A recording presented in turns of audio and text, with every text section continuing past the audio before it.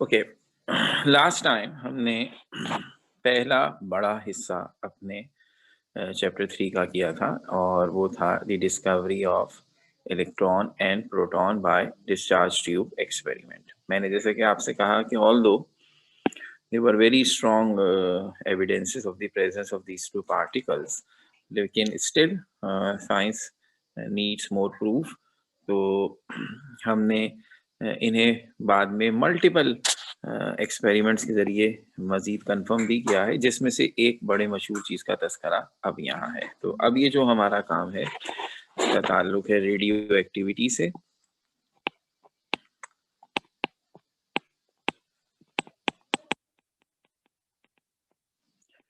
और पूरा एक टॉपिक है ये अलग, इसका समझिए साइंस की बड़ी मेजर ब्रांचेस से इसका ताल्लुक है, इसकी अपनी एक इम्पोर्टेंस है, लेकिन हम इसे सिर्फ इस बैकग्राउंड के साथ पढ़ेंगे कि इसकी मदद से हमने कन्फर्मेशन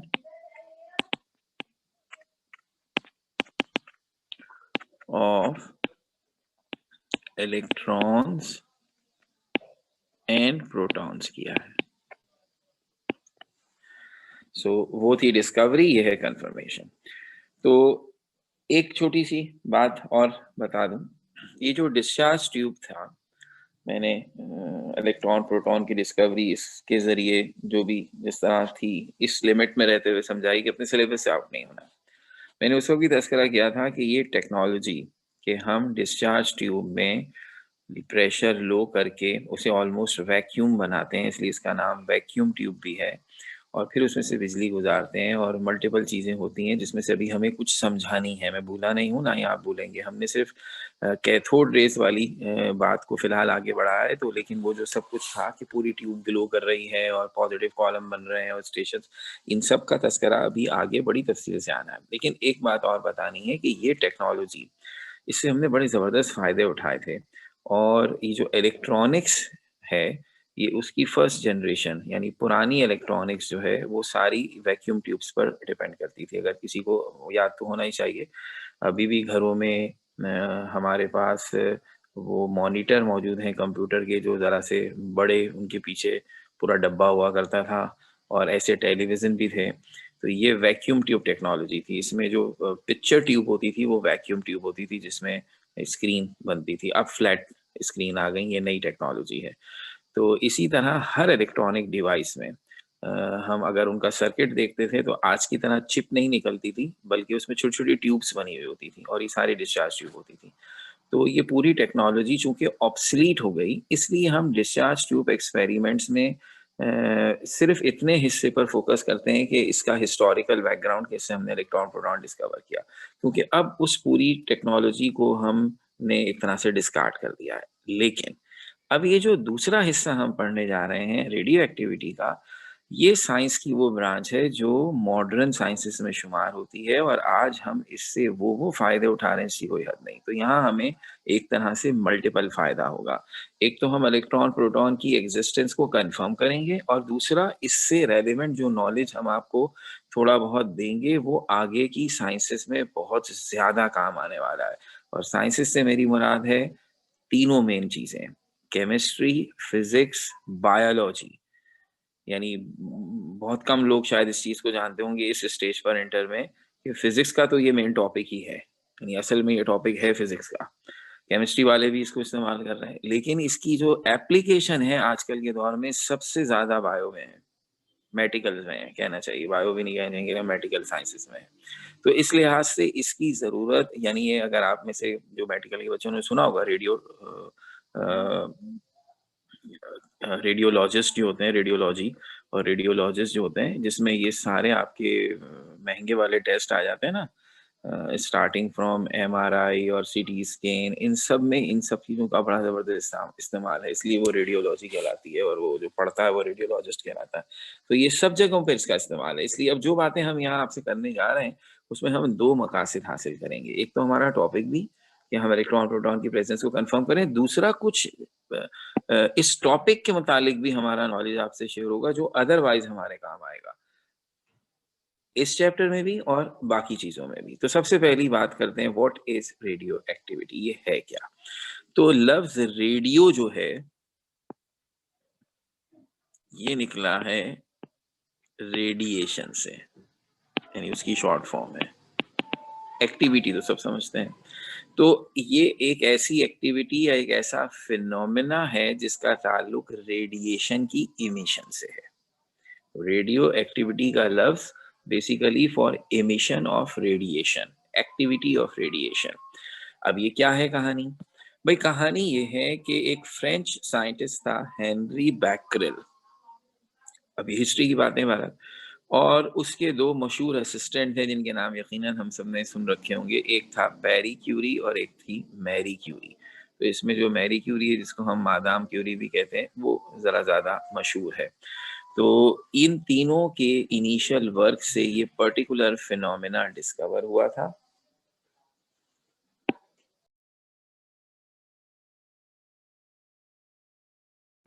ये पर्टिकुलर फिनोमेना डिस्कवर हुआ था और उन्होंने ही इस पर इनिशियल वर्क किया, और फिर उसके बाद number of scientist were involve in doing different things in this particular topic. तो मैं बहुत तफसील में नहीं, लेकिन थोड़ा सा सिर्फ ये बताऊंगा कि हेनरी बैक्रेल ने इसे डिस्कवर किया था, और वो भी एक्सीडेंटली। कहानी यूं थी थोड़ी सी, अगर just for the sake of interest मैं आपसे शेयर करूं।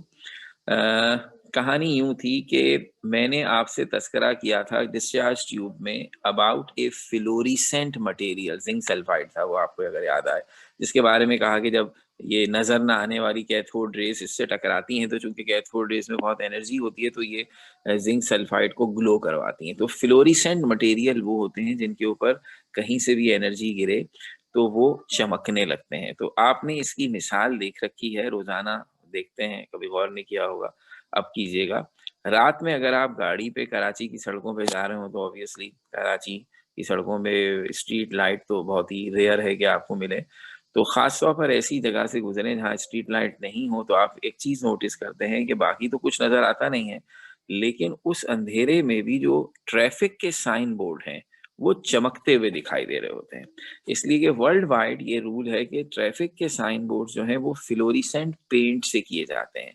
तो फ्लोरिसेंट पेंट पर जो है वो चमकता है अंधेरे में अपनी फ्लोरिसेंस की वजह से। और उसकी वजह क्या होती है?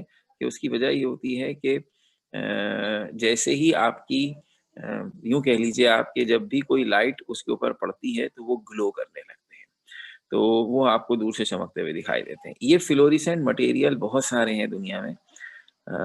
तो एक पत्थर जो है 1890s में डिस्कवर सामने आया था हेनरी बैक्रेल के, जिसको हम कहते हैं पिच ब्लेंड।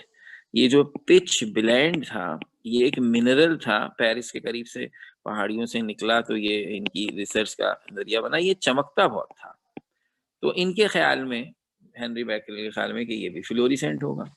अच्छा, फ्लोरिसेंट मटेरियल्स की चमक का तरीका ये कि उसके ऊपर लाइट गिरे तो वो ग्लो करने लगता है, ठीक है ना।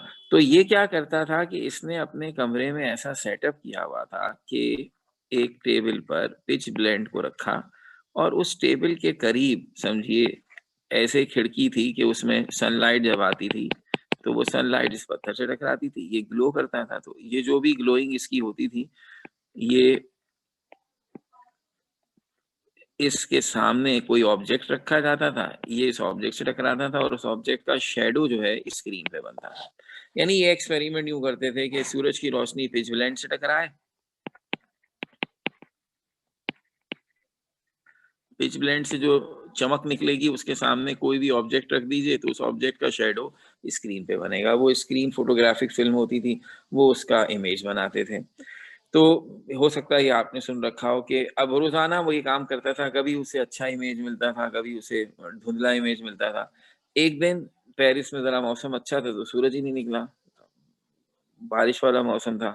तो जाहिर सी बात है जब रोशनी नहीं पड़ी है फिर तो इमेज बनने का सवाल ही पैदा नहीं होता। तो उसने ऐसे ऐसे ही छोड़ रखा था, डार्क रूम था, पूरा कमरा डार्क होता था, सिर्फ रोशनी, सूरज की रोशनी इस खिड़की से आ रही होती थी। अब सूरज ही नहीं निकला तो रोशनी नहीं आई होगी, ये सेटअप ऐसे ही पड़ा हुआ है। दूसरे दिन आकर जब उसने इमेज डेवलप किया तो उसने देखा कि आज जितनी अच्छी तस्वीर बनी है इतनी अच्छी तो कभी भी नहीं बनी। उसने कहा ये कैसे हो गया, रोशनी तो आई नहीं है। तो अब कैसे इमेज बन गया? तो बेवकूफ तो था नहीं, साइंसदान था, तो उसे अंदाजा हुआ कि हम गलत सोच रहे हैं, हम खामखा में सूरज की रोशनी को पिच ब्लेंड पे गिरा रहे हैं। पिच ब्लेंड खुद से रोशनी इमिट कर रहा है, तो ये फ्लोरिसेंट नहीं है। फ्लोरिसेंट पे तो लाइट गिरे तो वो चमकते हैं, ये खुद से अपने अंदर से रेडिएशन इमिट कर रहा है, ये कोई नई चीज है भाई। अब उसने खास तौर पर एक अगले दिन काम ये किया कि उसने ये खिड़की बंद की, पूरे कमरे में अंधेरा, अब सिर्फ पिच ब्लेंड है, सामने रखी कोई चीज और स्क्रीन फोटोग्राफिक फिल्म, और अब देखा क्या जबरदस्त इमेज बन रहा है। तो उसे यकीन आ गया कि पिच ब्लेंड कोई ऐसी चीज है जिसके अंदर से खुद ब खुद नजर न आने वाली रेडिएशंस निकल रही हैं। जैसे ही उसको ये एहसास हुआ तो काम शुरू हो गया। तो उसने यूरेनियम नाम के एलिमेंट को डिस्कवर किया जो इस पिच ब्लेंड में था, और उसके ख्याल में ये असल में रेडिएशन इमिट करने का जिम्मेदार है। फिर उसके दो असिस्टेंट थे, मियाँ बीवी थे, पेरी क्यूरी और मैरी क्यूरी, जिनको मादाम क्यूरी कहते हैं। मादाम क्यूरी इस लिहाज से ज्यादा मशहूर यूं हो गई कि हिस्ट्री में वो पहली फीमेल साइंटिस्ट थी जिसने दो सब्जेक्ट्स में नोबेल प्राइज जीता है। उसे फिजिक्स में भी नोबेल प्राइज मिला था और उसे केमिस्ट्री में भी नोबेल प्राइज मिला था। तो she is the only lady, क्या she is the only scientist, male में भी कोई ऐसा नहीं है। ऐसे तो हैं जिन्होंने दो नोबेल प्राइज जीते हैं, लेकिन वो एक ही सब्जेक्ट में जीते हैं। लेकिन एक केमिस्ट्री में, एक फिजिक्स में, इस तरह का ये मादाम क्यूरी इज दी कहना चाहिए यूनिक पर्सन, तो इस वजह से ये ज्यादा मशहूर है। बहरहाल, तो अब इन दोनों ने भी इसमें अपना इनपुट डाला और इन्होंने भी कुछ और एलिमेंट, प्लोनियम और रेडियम, दो एलिमेंट डिस्कवर किए थे जो मजीद रेडियो एक्टिव हैं। और फिर इस तरह से कॉन्सेप्ट डेवलप हुआ। अब दरअसल बात है, वो सारी कहानी मैं आपको नहीं सुना रहा हूँ, लेकिन अब इन्होंने ये आइडिया दिया कि दुनिया में कुछ चीजें ऐसी हैं, सब नहीं, कुछ मखसूस, जिसमें ये पिच ब्लेंड भी शामिल है, जिनमें से हर वक्त कुछ रेडिएशंस निकलती रहती हैं और ये नजर नहीं आती। भाई ऑब्वियस सी बात है, अगर ये रेडिएशंस नजर आती तो ये हेनरी बैकरल साहब 1896 में से थोड़ी डिस्कवर कर रहे होते। ये तो फिर हजरत आदम अलैहिस्सलाम के जमाने से लोगों को पता चल जाता। इनफैक्ट हमारे हिसाब से ऐसी चीजें जो रेडिएशंस इमिट कर रही हैं ना, वो आहिस्ता आहिस्ता रेडिएशन इमिट करके अपने आप को खत्म कर रही हैं। इसका मतलब है आज जितनी नेचुरल ऐसी चीजें मौजूद है वो कम है। 1000 साल पहले वो ज्यादा थी, 2000 साल पहले उससे भी ज्यादा थी। तो इसका मतलब है पुराने जमाने में जब इंसान दुनिया में आए थे तो उस वक्त निस्बतन हमारे आसपास रेडिएशन इमिट करने वाले सब्सटेंस ज्यादा थे। तो हमें क्यों नहीं पता चला उनके बारे में? इसलिए कि रेडिएशन नजर ही नहीं आती थी। इसके वजह से पता नहीं कितने लोगों ने नुकसान उठाया होगा, उन्हें समझ ही नहीं आई होगी कि क्या हुआ है। ये तो हेनरी बैकरल ने जो है अपने तरीकों से ये हमें समझा दिया कि हाँ भाई ये रेडिएशन निकलती है। ये सिर्फ समझ लीजिए 125 साल पहले की बात है। तो जैसे ही हमें ये अंदाजा हुआ, हमने इसके ऊपर रिसर्च की और जो कुछ हमें पता चला अब वो आपके साथ मैं शेयर करता हूँ। लेकिन सबसे पहले मैं आपको ये बताता हूँ कि इस लफ्ज रेडियो एक्टिविटी को हम डिफाइन कैसे करेंगे। So how can I define this radio activity?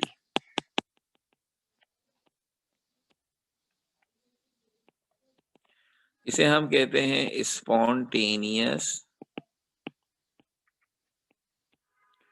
emission of invisible radiations from certain elements and their compounds.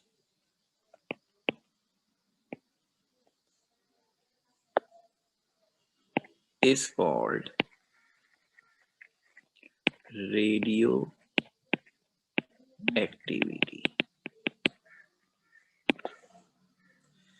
Spontaneous कहते हैं खुद ब खुद होने वाले प्रोसेस को, इनविजिबल नजर न आने वाली।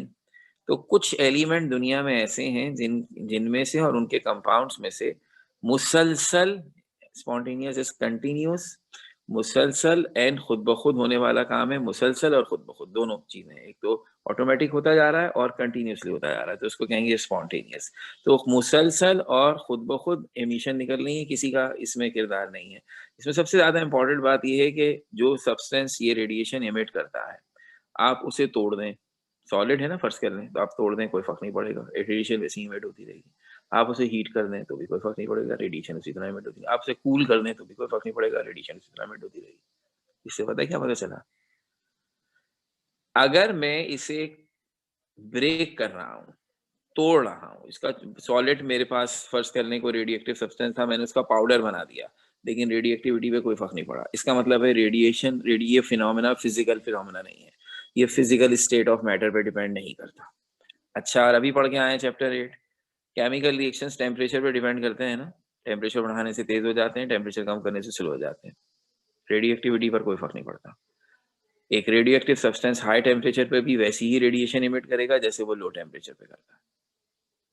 इसका मतलब क्या हुआ? ये केमिकल रिएक्शन भी नहीं है, ना ये केमिकल फिनोमेना है, ना ये फिजिकल फिनोमेना। फिर ये क्या है? यही तो डराने वाली बात थी उनके लिए, ये कुछ और ही है। बहरहाल हमें पता है, उन्हें जरा देर से पता चला, ये न्यूक्लियर फिनोमेना कहलाता है। फिजिकल प्रोसेस का ताल्लुक इस चीज से होता है कि मैटर की फिजिकल स्टेट पे जो डिपेंड करें कि वो सॉलिड है, लिक्विड है या गैस है। केमिकल प्रॉपर्टीज का ताल्लुक उन चीजों से होता है जिनका ताल्लुक एटम में मौजूद इलेक्ट्रॉन से है, और न्यूक्लियर फिनोमेना नाम से जाहिर है जिसका ताल्लुक एटम के इलेक्ट्रॉन से नहीं बल्कि उसके न्यूक्लियस से है। तो ये न्यूक्लियर फिनोमेना था, आगे चल के हमें वही पता चलेगा। तो अभी पहली लाइन में समझा रहा था कि मुसलसल निकलने वाली रेडिएशन जो नजर नहीं आती, कुछ एलिमेंट्स या उनके कंपाउंड से, सबसे नहीं निकलती, चंद खास एलिमेंट है उनमें से निकलती हैं। अच्छा, अब ये तो हमें नजर आ गया, हमने कुछ सब्सटेंस भी देख ली जिनसे ये रेडिएशन निकल रही है। एक और तरीका डिफाइन करने का, और वो ये है spontaneous self disintegration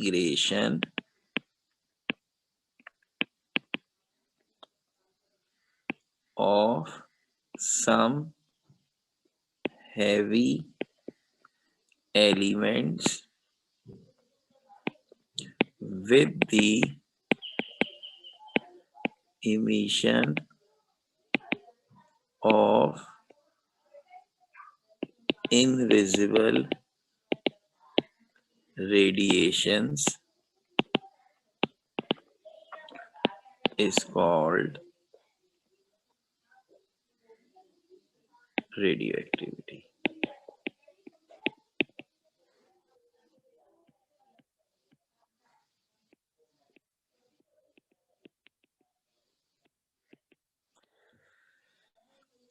spontaneous self disintegration, इसका क्या मतलब होता है? लफ्ज है इंटीग्रेशन। इंटीग्रेशन का मतलब है किसी छोटी छोटी चीजों को जोड़कर बड़ी चीज बनाना। डिसइंटीग्रेशन क्या होगी? किसी चीज को तोड़ देना, उसके टुकड़े टुकड़े कर देना। सेल्फ डिसइंटीग्रेशन अपने आप को तोड़ देना। स्पॉन्टेनियस खुद ब खुद, मुसलसल।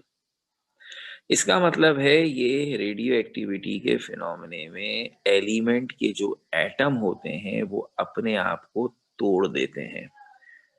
यानी एक तरह से एक एलिमेंट का एटम अपने आप को तोड़कर किसी और चीज में कन्वर्ट हो जाता है। अच्छा, किसी भी फिजिकल या केमिकल प्रोसेस के दौरान एटम नहीं टूटता। ये एक और सबूत है कि ये ना फिजिकल प्रोसेस है ना ये केमिकल प्रोसेस है। केमिकल रिएक्शंस लिखते हैं ना, तो जो एलिमेंट रिएक्टेंट में होते हैं वही प्रोडक्ट में होते हैं, तभी तो इक्वेशन बैलेंस होती है।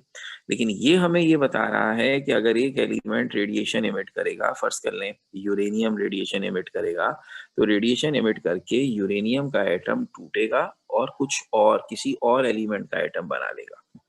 इसका मतलब है ये है फिनोमेना जिसके तहत कुछ हैवी एलिमेंट्स के एटम अपने आप को डिसइंटीग्रेट करते हैं, तोड़ते हैं। किस तरह? अपने अंदर से कुछ रेडिएशंस को इमिट करके जो नजर नहीं आती। तो इस डेफिनेशन में एक लफ्ज का इजाफा हो गया कि रेडियो एक्टिविटी सिर्फ एलिमेंट्स में से रेडिएशन निकलने का नाम नहीं है, बल्कि इस प्रोसेस में रेडिएशन निकलने के साथ साथ जो एटम रेडिएशन निकाल रहा है वो टूट जाता है और कुछ और बना लेता है। तो अब इस डेफिनेशन से बहुत सारे सवाल पैदा हो गए। कैसी रेडिएशंस हैं जो निकल रही हैं, क्यों निकल रही हैं, किन में से निकल रही हैं? तो ये सारी तफसीलात अब हम आहिस्ता-आहिस्ता, अभी तो हमने ये बताया कि ये हमने डिस्कवर किया कि ऐसा हो रहा है। अब इसकी तफसीलात, इसकी वजूहात, ये सब बातें होंगी। अच्छा, अब सबसे पहले ये बात बताते हैं कि ये बात तो तय है ना कि सारे एलिमेंट ऐसा नहीं करते, सारे सब्सटेंसेस ऐसा नहीं करते। कुछ सेलेक्टेड किस्म के सब्सटेंस हैं जो रेडियो एक्टिविटी शो करते हैं। तो सबसे पहले तो उनका तारुफ हो जाए तो उन्हें हम कहते हैं रेडियो एक्टिव सब्सटेंस, जो रेडिएशन इमिट करते हैं। कौन है वो? तो आपको ये बात तो हमने बताई दी थी कि एलिमेंट्स का एक अदद एटॉमिक नंबर होता है, एक एटॉमिक मास होता है। तो अब एटॉमिक नंबर क्या होता है कि एक एलिमेंट में, के एटम में कितने प्रोटॉन्स हैं। अब वो आगे हम डिस्कवर करेंगे, वो और बात है, लेकिन अभी समझाने के लिए तो बताना पड़ेगा ना। तो ये चीज देखी गई कि हाइड्रोजन पहला एलिमेंट है जिसमें एक प्रोटॉन होता है, हीलियम दूसरा एलिमेंट है जिसमें दो प्रोटॉन होते हैं, लिथियम तीसरा एलिमेंट है जिसमें तीन प्रोटॉन। इसका मतलब है ये गिनती में चल रही है। तो 1 से लेकर 82 तक जितने भी एलिमेंट हैं, यानी वो तमाम एलिमेंट जिनके न्यूक्लियस में 1 से लेके 82 तक प्रोटॉन्स हो, वो नॉर्मल है। रेडियो एक्टिविटी बिगिन होती है जब किसी एटम के न्यूक्लियस में प्रोटॉन्स की तादाद 82 से ज्यादा हो जाए।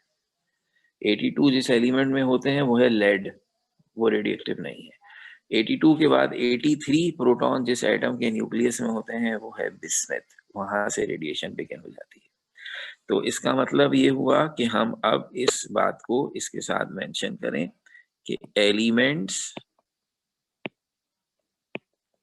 विद एटॉमिक नंबर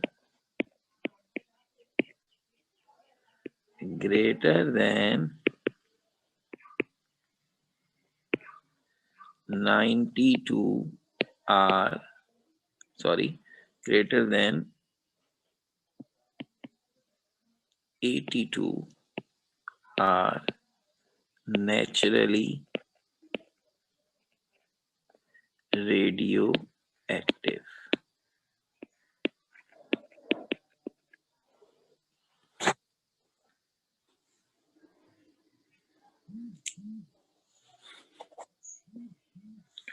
अच्छा, अब इसकी कॉमन एग्जाम्पल, क्योंकि दुनिया में जो नेचुरल एलिमेंट्स हैं उनकी तादाद है 92।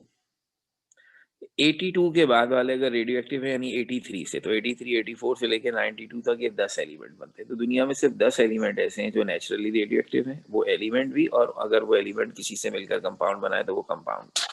उनमें सब 10 के नाम तो नहीं, दो चार के नाम हमें याद हो। मिसाल के तौर पर सबसे मशहूर radium, uranium capital you, thorium,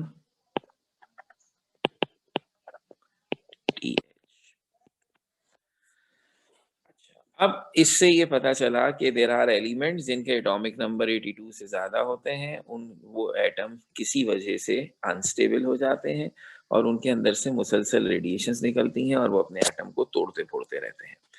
तो उनमें तीन मशहूर के नाम हमने लिख दिए। अच्छा, अब यहीं पर थोड़ी सी बात और कर लेते हैं, टाइप्स ऑफ रेडियो एक्टिविटी।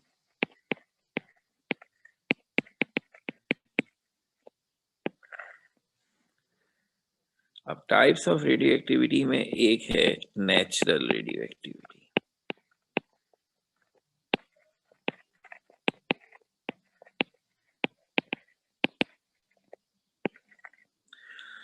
नाम से जाहिर है ये उन चीजों की रेडियो एक्टिविटी होगी जो नेचुरली एग्जिस्ट करते हैं, यानी उन एलिमेंट्स की जो नेचुरली अवेलेबल हैं, जो जिनका मैंने अभी तस्करा किया है, यानी अभी जो कुछ मैंने कहा है वो सब नेचुरल के लिए कहा है।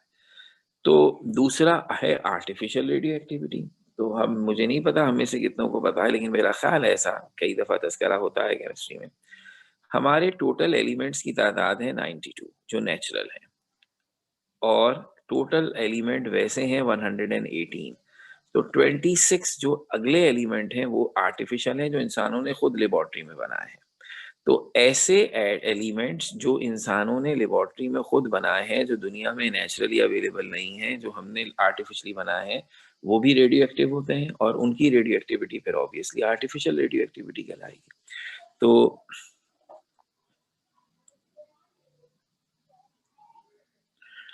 इसको हम कहेंगे spontaneous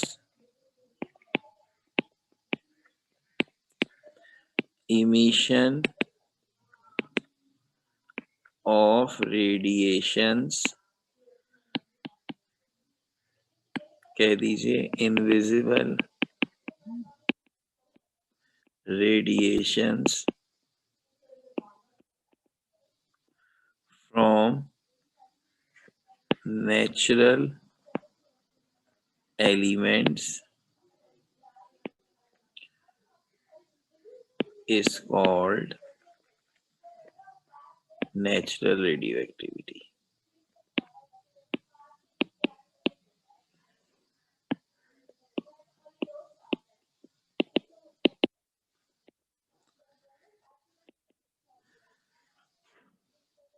Atomic numbers of such elements are 83 to 92. और एग्जाम्पल यही ऊपर वाली आप लिख सकते हैं, रेडियम, यूरेनियम, थोरियम एटसेट्रा। मैंने सिर्फ सिंबल लिख दिए कि नाम चले ऊपर लिखे। अच्छा, अब जो दूसरे हैं वो कौन है? वो है artificial radio activity.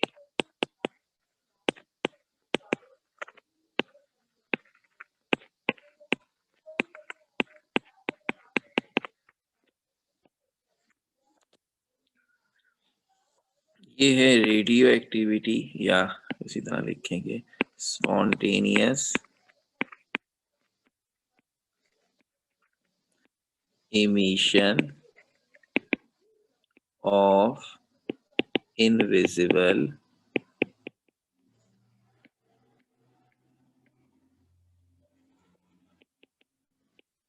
radiations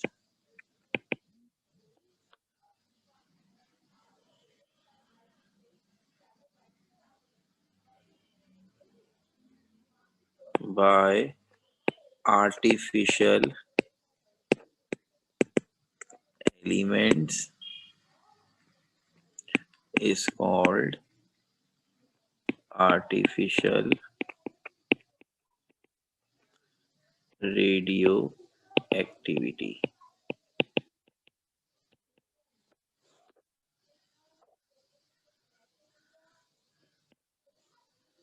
Atomic number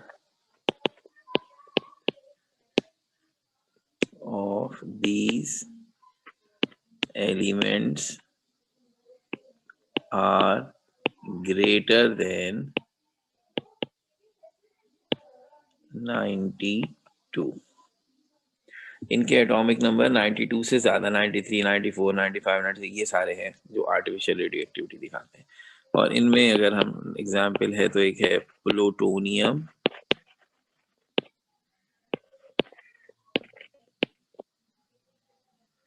और अमेरिकियम। ये अमेरिका के नाम पे है क्योंकि उन्होंने ही बनाया था तो अपने मुल्क के नाम पे रखा। तो अब ये हमने आपको डेफिनेशन बता दी, हमने आपको बता दिया कि एक्सीडेंटली सही, लेकिन बहरहाल 19th सेंचुरी के बिल्कुल एंड में हमने एक प्रॉपर्टी डिस्कवर की जिसका नाम था रेडियो एक्टिविटी, जिससे हमें पता चला कि दुनिया में कुछ सब्सटेंसेस ऐसे हैं जिनसे हर वक्त रेडिएशन इमिट होती रहती है। जब ये डिस्कवरी हो गई और हमने अंदाज़ा लगाया कि ये रेडिएशन हमें नज़र नहीं आती, लेकिन जैसा मैंने पहले भी कहा था कि कुछ केमिकल्स ऐसे हैं जिनके ऊपर ऐसी एनर्जेटिक रेज गिरती हैं तो वो चमकने लगते हैं। इससे पहले जब हम डिस्चार्ज ट्यूब की बात कर रहे थे तो जिंक सल्फाइड का तस्करा किया था। अब जब तक हम रेडियो एक्टिविटी वाले ज़माने पहुंचे, तकरीबन ये डिस्चार्ज ट्यूब की डिस्कवरी के 15 साल बाद का तस्करा, तो ज़रा तरक्की और हो गई और एक केमिकल हमने बनाया जिसका नाम था फोटोग्राफिक फिल्म, जिससे जिससे कुछ अरसे पहले तक, बल्कि अभी भी हम फोटोग्राफी करते हैं तो उसी पेपर पर फोटोग्राफ्स इमेज डेवलप करते हैं। तो फोटोग्राफिक मटेरियल असल में ऐसा मटेरियल है जो जैसे ही किसी भी किस्म की रेडिएशन से एक्सपोज होगा उसका कलर चेंज हो जाएगा, वहाँ स्पॉट्स पड़ जाएंगे या कलर चेंज हो जाएगा। तो हम उन फोटोग्राफिक फिल्म्स की मदद से इन रेडिएशंस को डिटेक्ट करते थे। तो अब जब ये डिटेक्शन हो गई तो अब इन पे कई काम हुए, इससे बहुत फायदे उठाए गए हैं, इसकी बहुत डिटेल है, पूरा अलहदा सब्जेक्ट है। ऐसी बात है, वो उन बस हम बातों का हमारे पास टाइम नहीं, काम की बातें करते हैं। तो अब काम की बातें ये हुई कि मैरी क्यूरी और पेरी क्यूरी ने ये बेसिक रिसर्च इनकी प्रॉपर्टीज के बारे में की थी, और उन्होंने ही एक तरह से अपनी सेक्रीफाइस, अपनी खासतौर पे मादाम क्यूरी को स्किन कैंसर हुआ था इस वजह से कि उसे नहीं पता था कि ये रेडिएशन ह्यूमन बॉडी के लिए, ह्यूमन टिश्यूज के लिए कितनी डेंजरस है। तो खैर बाद में पता चल भी गया, लेकिन उसके बावजूद उसने एक तरह से अपनी कुर्बानी देकर इन चीज़ों के साथ काम जारी रखा, और जो वैल्यूएबल इंफॉर्मेशन उसने हमें दी उसकी वजह से आज हम इन केमिकल्स के साथ सेफ एंड सिक्योर तरीके से काम करने के काबिल हुए हैं। तो ये रेडिएशंस डेंजरस थी, ये पार्टिकल्स, ये सब्सटेंसेस बहुत खतरनाक हैं। यानी अगर हम ये समझें कि हमें रेडियो एक्टिव सब्सटेंस मिल जाए और हम उसके साथ कोई एक्सपेरिमेंट करें, this is not a easy thing to think about. अभी तो आपने कोविड की वजह से देखा टीवी पर के जो डॉक्टर सेफ एक तरह से अपना जो कॉस्ट्यूम पूरा पहन रहे हैं, चारों तरफ से, हर तरफ से कवर, ताकि रेडिए उनसे कोविड के वायरस से महफूज हो सकें। ये ड्रेस, इसके अलावा जो लोग पहनते हैं वो साइंटिस्ट हैं जो रेडियो एक्टिविटी पर काम करते हैं। वो टो से लेके हेड तक अपने आप को कवर करते हैं, वरना अगर जरा सी भी रेडिएशन का एक्सपोजर उन्हें हो जाए तो ये उनके लिए बड़ा लीथल हो सकता है। तो ये बात क्यूरीज ने हमें बताई कि how dangerous these radiations are, और ये किस तरह ह्यूमन स्किन को और बाकी चीज़ों को नुकसान पहुंचा सकती हैं। और उसी में एक बहुत वैल्यूएबल इंफॉर्मेशन आई, और वो इंफॉर्मेशन ये आई कि जो एलिमेंट है लेड, जिसका एटॉमिक नंबर है 82, ये बड़ा इंटरेस्टिंग है कि उसके फौरन बाद से 83 से रेडियो एक्टिविटी शुरू हो जाती है। तो जो 82 एटॉमिक नंबर वाला लेड है वो नेचुरल शील्ड है अगेंस्ट दीज रेडिएशन। उस एलिमेंट की जरा सी भी थिकनेस को ये रेडिएशन क्रॉस नहीं कर पाती।